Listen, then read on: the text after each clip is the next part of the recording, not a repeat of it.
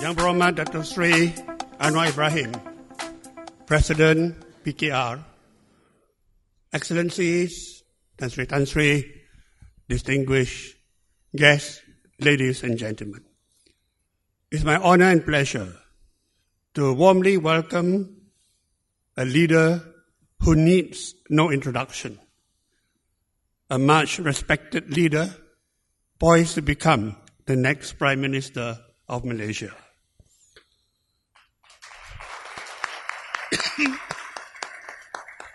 Some call him Malaysia's Mandela.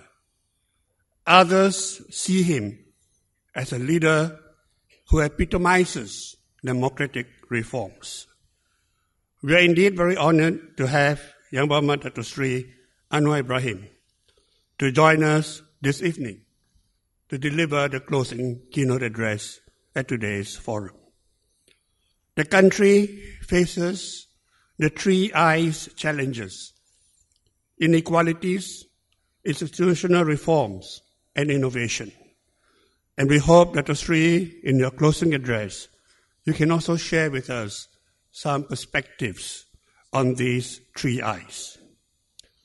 We have also seen in the 14th general election the impact of the three C's: the cost of living, corruption, and cronyism as the major causes for the defeat of the Barisan Nasional.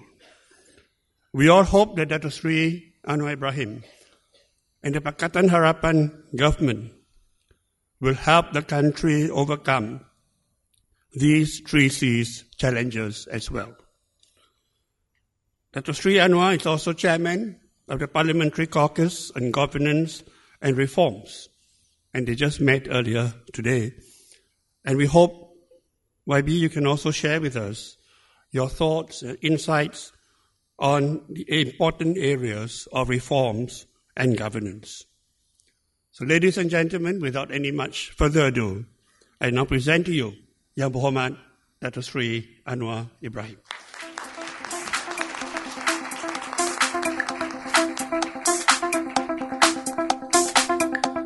Assalamualaikum warahmatullahi wabarakatuh. Salam sejahtera.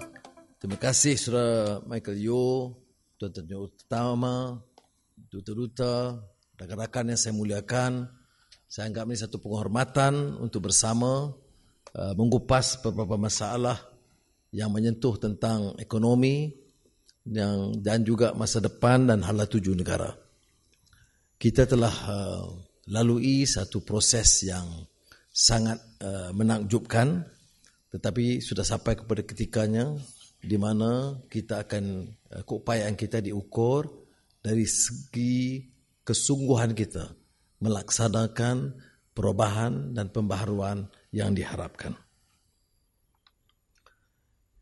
Excellencies, ladies and gentlemen, we have seen, I don't need to repeat this common assertion, we have observed the great public revulsion against egregious malfeasance, corruption that has affected the entire cultural, political fabric in this country. And there is, of course, as I said, public reaction, revulsion. But it has its antecedents. It's not spontaneous. Many of us have talked about it, mostly in confidence and in private, because the system does not allow us to articulate this vision. Many of us, political elites, academicians, business elite, were complicit either directly in the crime perpetrated against the people or being a bit muted against these excesses. This, of course, a reflection of the utter failure of institutions and the elites in this country. That's the past. This morning, Prime Minister Mahathir launched the National Anti-Corruption Plan, where generally many of us would remain cynical about new plans, new directions, because in 2004, if I'm not mistaken, there was an impressive, well-crafted national integrity plan. It was never seriously implemented. So it is quite heartening for me to hear Prime Minister Mahathir asserting in stronger terms about the need to ensure that the anti-corruption drive is not only dealing about the excesses of the past, but having a close scrutiny about the excesses of the present. That ministers, public officers, and even the corporate sector and the private sector must be told in uncertain terms that we mean business, we will not ever tolerate these excesses of rampant endemic corruption in this country.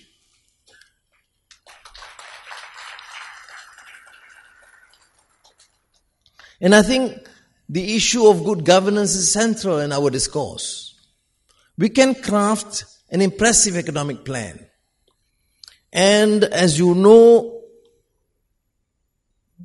there is no certainty that plans will work. There are disruptions. Events can be, not all can be designed, anticipated with certainty.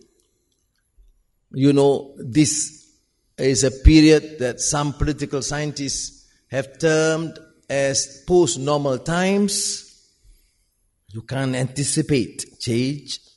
There's a spontaneity that one former Secretary General of the United Nations mentioned, be it climate change, to the inflow of migrants, to civil strife, civil wars, to even trade wars.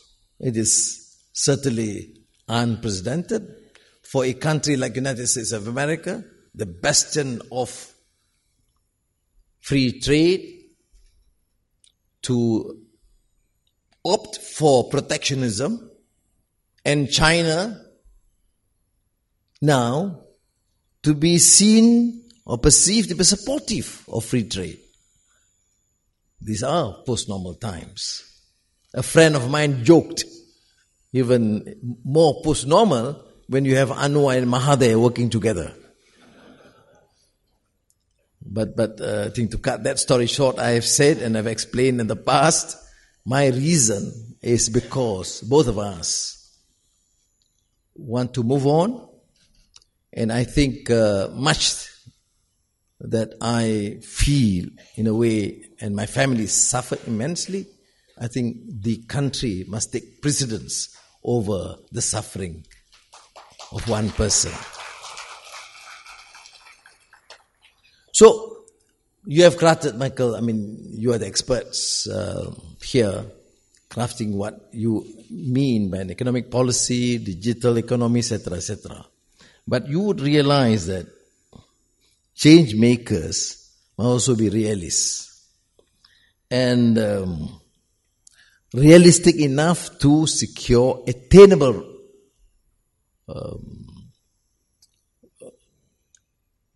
what is attainable or what's deemed to be attainable. And therefore, I would still reiterate the importance of good governance. The leaders are not supposed to presume that they know all.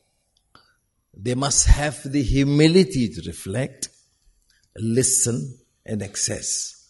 We have seen in the past this pension, the assumption that once you become a leader, you can craft all agendas for the country. No. You must be prepared to accept the limitations and to rely on some form of expertise. My only caution is, based on our experiences in the past, that the so-called experts in Kuala Lumpur sometimes have a major problem, a disconnect with the realities, the stark realities in our society. I'm not unnecessarily reacting to Cameron Highlands' defeat, but it has a bearing. Because as far back as 1961, Royal Professor Engku Aziz reminded planners, economists, bankers in Kuala Lumpur when deliberating on the issue of grinding poverty soon after independence, when planners and economists tend to say, look, we are doing very well, the country is peaceful, economic policies is commendable, and we are beginning to attract foreign investments, and we are about to be seen as the premier country in Asia. That was the political rhetoric, absorbed, supported by many, particularly the ruling elite. But he said their recommendations oftentimes ignore the plight of those marginalized, which include, of course, the poor. He was dealing, of course, at that time Malaya, and looking at pockets of poverty in East Johor and the East Coast, particularly in Pahang, where the problems faced by the fishermen and the poor farmers has very little bearing with those crafted, recommended by the policy planners in Kuala Lumpur. Now, of course, we have changed.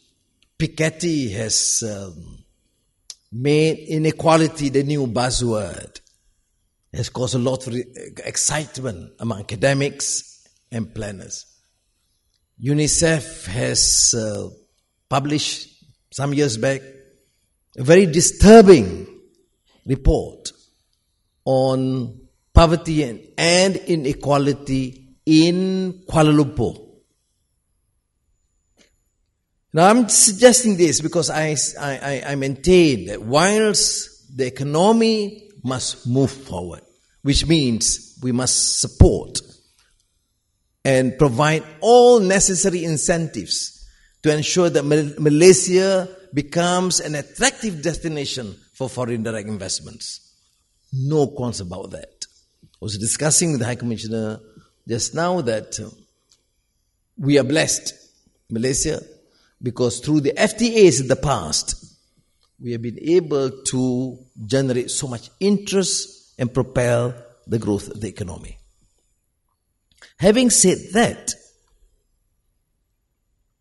I must also recognize the fact that we do face major problem about what we consider as grinding poverty or general poverty among those in Sabah, Sarawak, those in the rural heartland, in Semenanjung, in Malaya, the Indian estate workers, and the urban poor. And now, statistics have shown that urban poor is now a major problem that will affect us in crafting our economic plan for the future. Now, I have left this issue of new incentives because I think this is adequately addressed by most forums in Kuala Lumpur. Economists, planners, analysts would strongly recommend, and I normally would like to associate with them. I support, because I think that's the only way forward to attract, to ensure that Malaysia is and will remain attractive. We are living in a competitive world. we have to utilize, not talking about problems about the trade war, but how to utilize to ensure that we can attract investments, including from United States of America and China during this period of trade war. We can lament about the trade war, fair, but then there are, of course, avenues where we can exploit. And this is why I think it is very encouraging when the Prime Minister said today that this so-called confusion about the decision to cancel or not the massive mega project with China will be addressed in more with some clarity by the Finance Minister soon. Because whether we like it or not, China is an important partner. We have of course issues with China, things we may choose disagree. Malaysia is a vibrant democracy. We believe in institutional reform. We are committed to represent the conscience of the majority of our people. But it is also a trading nation that will require investments from countries, and China certainly is critical to the destiny of this nation. The other issue I referred to earlier is the issue of inequality. Of course, I made reference to Atkinson or the recent writings of Piketty. But making reference to this and at the same time stuck to the old obsolete policies is no longer tenable.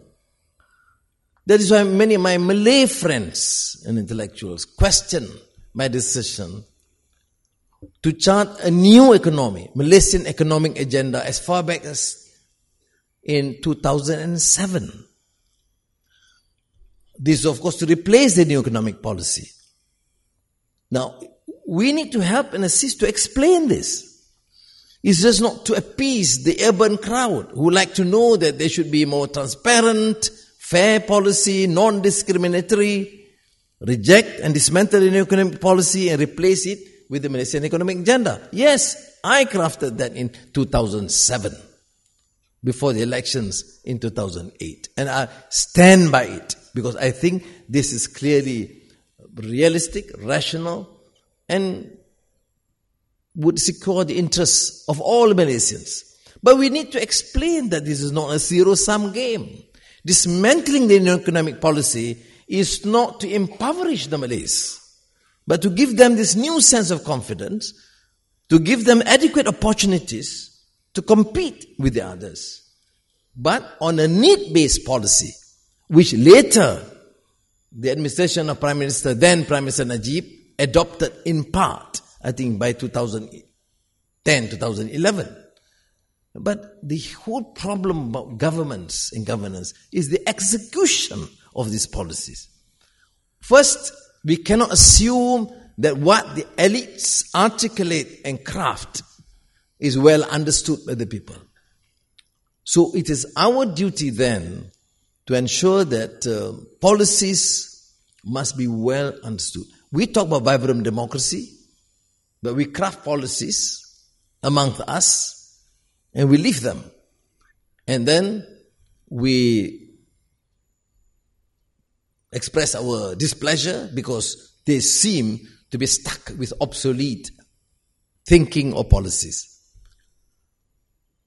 That is why, or precisely the reason why I believe we need to ensure that in this new vibrant democratic outlook, new policies must be well understood, not to cater for the interests of small groups of members who like to be seen to be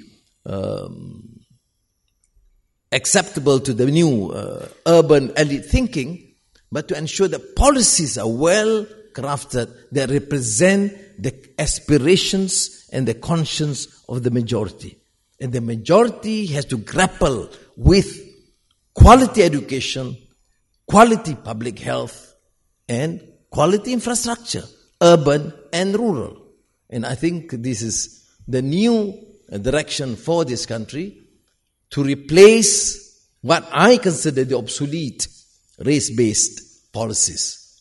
But because of our failure to articulate this vision, we still have to grapple with views that represent the past by suggesting that any attempt to introduce or shift the paradigm would mean disaster or impoverishing a sector of our community. Having said that, we need to then embark on bold reforms. This is a period where the economic scenario is a major challenge. The price of commodities is affecting the livelihood of our people. And whilst one can say that this is populist, I've heard this long before, any attempt to help the poor is populist. Any attempt to reduce inequality is populist. But if you do suggest that, then we actually are talking about crafting a policy to cater for a small segment of those with adequate opportunities and ignore the plight of the majority. So I think I want to share with you this fundamental question which is close to my heart. I'm very passionate about it because I think the whole issue of governance is to ensure justice for all. And we cannot be talking about crafting an economic policy that do not cater for the welfare of the majority. The programs may differ starkly, yes. For example, I do not share necessarily this handouts that will lead to this dependency syndrome. There's a leftist scholar, very known economist, Samir Amin, who talks about the economic infrastructure or policies. The rich countries will help the poor to ensure that the poor, the African, the Asian and Latin American countries continue to be dependent on them. That is what is foreign aid initially, the dependency syndrome. Domestic governments tend to follow the same policies. You give handouts to the villagers, to the farmers, to ensure that they remain obliged and continue to support you, not to alleviate them and ensure that they become new, successful entrepreneurs. So the approach must change from a dependency syndrome to that which would be able to allow them to be economically independent. Finally, this relates to the issue of digital revolution or digital economy. Whether this is a new initiative that would result in growing inequality between the very rich and the poor, or alternatively, to allow digitalization, the opportunity for even the poor farmers and fishermen to know their rights and to demand what is just for them. It has been tried in some places, in Brazil, in India, and I think we have companies here, bright young entrepreneurs in digital economy. I would certainly want to work with them, seek their views and expertise, how we can ensure that this segment will not be ignored. I mentioned, for example, I had a session with some of the young entrepreneurs, including mylorry.com. I thought this is a bit odd. Why this guy is talking about lorry using this t-shirt, mylorry.com. It's not impressive at all. No, I represent a bit the old school, minus the tie. But when I asked, it's very interesting. This is a small, growing company that registers as many as they can, small lorry owners in some villages and towns and suburban areas, and having the apps that would allow them then to have direct contact, some sort of quality service, and they are expanding quite fast, opening even up branches in Bangkok and Jakarta. I mean, this is one small example. I have in front of me some other companies will be relatively more successful, but I'm saying that these are avenues that we need to encourage as a government and institutions, while supporting the big guys, will not forget the small guys that would be able to give meaning to what trickle-down economics is all about. When I was finance minister, even I was a bit cynical, because trickling down means no, it doesn't trickle down, it always trickle up. So I think these are areas that we need to address. I must take this opportunity to thank you again. I decided to ignore my economic paper and address issues that I think I have so passionate about.